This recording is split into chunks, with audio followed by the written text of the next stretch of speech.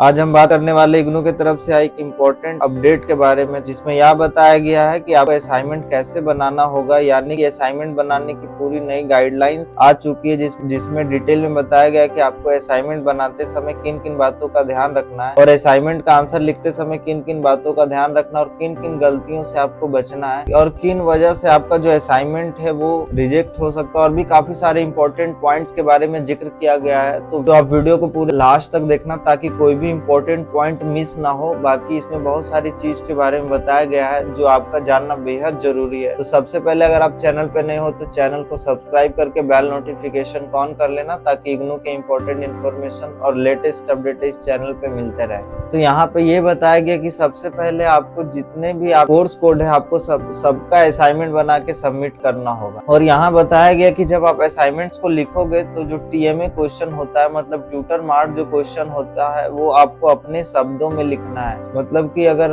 आप असाइनमेंट्स का आंसर लिखते हो तो वर्ड लिमिट और खुद के शब्दों में होना चाहिए और आंसर जो है वो नीट एंड क्लीन होना चाहिए। जो कॉन्सेप्ट है वो आपको समझ में आना चाहिए। तो इन सब चीजों के बारे में बताया गया है। अगर आपको आपके असाइनमेंट बनाने में कोई भी प्रॉब्लम आ रही है या फिर आपको असाइनमेंट के क्वेश्चंस के आंसर्स नहीं मिल रहे या फिर आपको क्वेश्चन के आंसर पीडीएफ फॉर्म में चाहिए या फिर आप अपना असाइनमेंट बनाने में सक्षम नहीं हो, आपको अपने असाइनमेंट बनाने का टाइम नहीं है, तो आप अपना असाइनमेंट हम लोगों से बनवा सकते हो। आप दिए गए इस व्हाट्सएप नंबर पे हमारी टीम से कांटेक्ट कर लेना और वीडियो के डिस्क्रिप्शन पे मैं नंबर दे दूंगा, तो आप सिंपली वहां से कांटेक्ट कर सकते हो। और अगर आप हैंड रिटन हार्ड कॉपी अपने एड्रेस पे चाहिए, आप चाहते हैं कि कोई मुझे बना के दे दे, तो आप इस नंबर पे आप मैसेज कर सकते हो और आप अपना असाइनमेंट आज ही बुक कर सकते हो ताकि आपका जो असाइनमेंट है वो जल्द से जल्द बन के आपके एड्रेस पे मिल जाए। और ऑल ओवर इंडिया सर्विसेज, और आपको क्वेश्चंस के आंसर की पीडीएफ चाहिए तो वो भी आप दिए गए इस व्हाट्सएप नंबर से हमारी टीम से कांटेक्ट करके ले सकते हैं। यहाँ पे बताया गया कि जो सबमिशंस के बारे में, सबमिशन जो है आपको पता होगा कि जनवरी 2025 सेशन के जितने भी बच्चे bachelor degree, master degree, diploma, PG diploma programme, तो सभी के जो असाइनमेंट है वो 1 सितंबर से सबमिट होना स्टार्ट हो चुके हैं और जो लास्ट डेट है वो 30 सितंबर तक है। और यहाँ बताया गया कि जो आपका जो सबमिशन है वो आपको आपके स्टडी सेंटर पे करना होगा। आप स्टडी सेंटर कैसे पता करोगे, तो आपका जो एडमिशन फॉर्म होता है वहां पे देख सकते हो या फिर आपको यहाँ पे ये कुछ वेबसाइट का लिंक है, आप यहाँ से भी चेक कर सकते हो। उसके बाद आपको स्टडी सेंटर से एक रिसिप्ट मिलेगा, उसको बड़े ध्यान से संभाल के रखना है। और यहाँ बताया गया कि जब आप असाइनमेंट सबमिट करो तो उससे पहले आपको फोटोकॉपी या फिर अपने असाइनमेंट्स के जेरोक्स करवा के रखने होंगे। तो आप अगर अपने असाइनमेंट का फोटोकॉपी या जेरोक्स करवाते हो तो काफी कॉस्टली देखने को मिलेगा। तो आपको सबसे आसान तरीका ये है आपके लिए कि आप अपने असाइनमेंट स्कैन करके पीडीएफ फॉर्म में रख लें। और यहाँ पे इंस्ट्रक्शन के बारे में बताया गया कि इंस्ट्रक्शन को केयरफुली बड़े ध्यान तरीके से पढ़ना है। आपका जो भी एनरोलमेंट नंबर है, नेम है, एड्रेस है, सिग्नेचर, डेट, ये सब बड़े केयरफुली अच्छे तरीके से सही लिखना है। ये सब आपको फिल करना होगा कि इग्नू का जो फ्रंट पेज होता है उन सब चीजों में ये डिटेल होता है, तो आपको सिंपली वहां से ये सब चीज फिल करना है। उसके बाद जो आपका असाइनमेंट है उसको केयरफुली तरीके से पढ़ना है और जो भी इंस्ट्रक्शन दिया हुआ है उस इंस्ट्रक्शन के हिसाब से आपके जो असाइनमेंट है उसको बनाना है। आपको ध्यान रखना है कि आंसर गाइडलाइंस में जो मेंशन है उस अकॉर्डिंग ही लिखना है। जैसे कि यहाँ पे आपको दिख रहा होगा कि किन्हीं 5 प्रश्नों के उत्तर लगभग 500 शब्दों में लिखे। तो आप जब असाइनमेंट को लिखोगे, जैसे क्वेश्चन नंबर 1 है तो इसका आंसर आपको 500 शब्दों में लिखना ही होगा। उसके बाद बताया गया है कि आपको सबसे पहले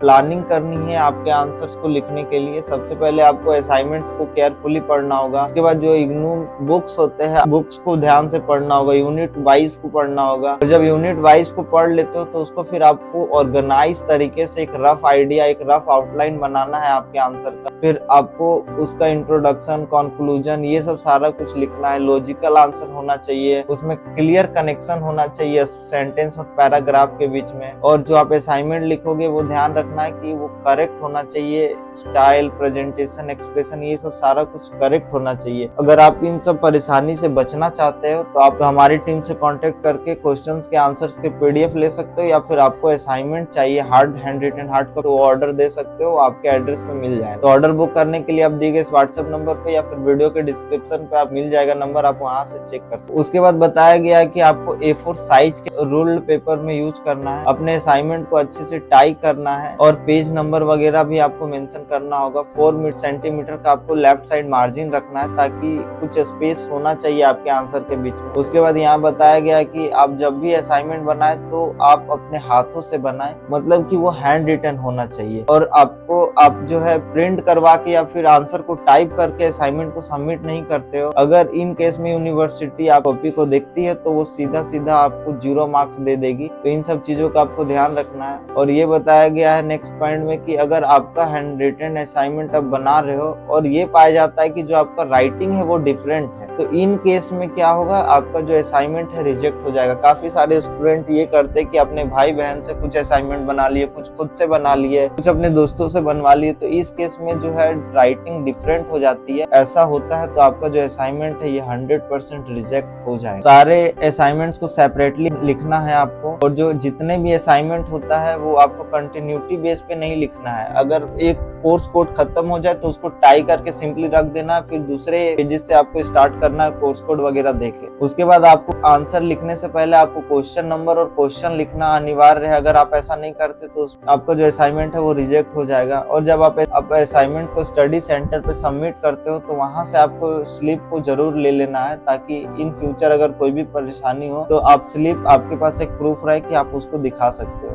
अगर आपने रिक्वेस्ट किया है स्टडी सेंटर या स्टडी सेंटर चेंज करने का, और तो इससे पहले सबसे पहले आपको देखना है कि आपका जो स्टडी सेंटर है वो चेंज हुआ या नहीं हुआ है। अगर स्टडी सेंटर चेंज हो जाता है तो आपको जहां पे आपने अप्लाई किया था जो चेंज हुआ आपको वहां पे सबमिट करनी होगी असाइनमेंट। और इन केस अगर स्टडी सेंटर चेंज नहीं होता है तो उससे पहले जो स्टडी सेंटर था सिंपली आपको वहीं पे सबमिट करनी होगी। उसके बाद टाइटल पेज के पहले आपको जो है क्वेश्चंस पेपर को लगाना होगा। मतलब असाइनमेंट्स का आंसर जब लिखना शुरू करते हो तो उससे पहले आपको क्वेश्चंस पेपर को लगानी ही होगी। अगर क्वेश्चन पेपर नहीं लगाते तो फिर इस केस में भी असाइनमेंट रिजेक्ट होने के चांस होते हैं, ताकि एग्जामिनर को अच्छे से समझ आए कि आपने किस किस क्वेश्चंस को अच्छे से अटेम्प्ट किया है। इसीलिए क्वेश्चन पेपर लगाना अनिवार्य होता है। आप अपने असाइनमेंट को सबमिट करने से पहले इन सब बातों का भी ध्यान रखें कि जो आपका एनरोलमेंट नंबर होता है, नेम होता है, एड्रेस होता है, ये करेक्टली लिखा होना चाहिए। उसके बाद जो टाइटल होता है, कोर्स कोड होता है, ये आपको प्रॉपरली लिखना है। टाइटल क्या होता है और कोर्स कोड क्या होता है। कोर्स कोड MPS 1 हो गया और टाइटल में यहाँ पे लिखा रहता है राजनीतिक सिद्धांत, या फिर जो भी आपका सब्जेक्ट है वो अलग अलग हो सकता है। तो ये आपका यहाँ पे देखना है कि ये आपका कोर्स कोड हो गया और ये आपका कोर्स टाइटल हो गया। तो इन दोनों को अच्छे से लिखना है और क्लियरली लिखना है। उसके बाद यहाँ बताया गया है कि आपको चैनल फाइल्स का यूज नहीं करना है। चैनल फाइल्स इस तरीके का देखने को मिलेगा आपको। इन फाइल्स का आपको अपने असाइनमेंट में यूज नहीं करना है। और ऐसा नहीं करना कि किसी भी सेक्शन से अपने असाइनमेंट को शुरू कर सकते हो, ऐसा नहीं है। आपको सबसे पहले एक पर्टिकुलर सेक्शन को लिखना होगा, पर्टिकुलर सेक्शंस के आंसर्स को लिखना होगा, उसके बाद ही आपको नेक्स्ट सेक्शन में जाना है।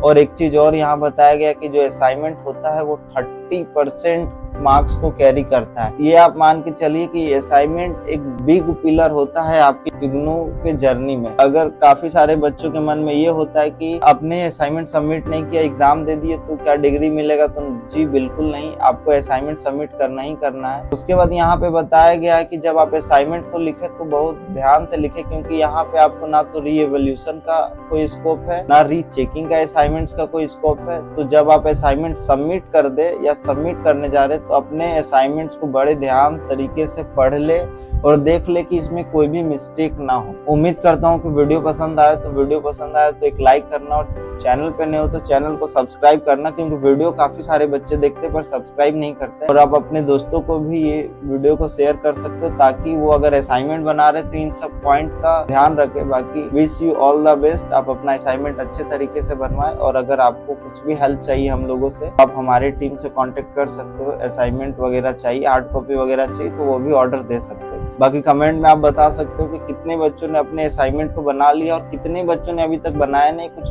परेशानी आ रही तो वो भी आप कमेंट सेक्शन में बता देना। बाकी वीडियो पसंद आए तो वीडियो को लाइक कर देना, और चैनल पे नए हो तो चैनल को सब्सक्राइब जरूर कर लेना, ताकि इग्नू के इंपॉर्टेंट इन्फॉर्मेशन और लेटेस्ट अपडेट आपको इस चैनल पे मिलता है।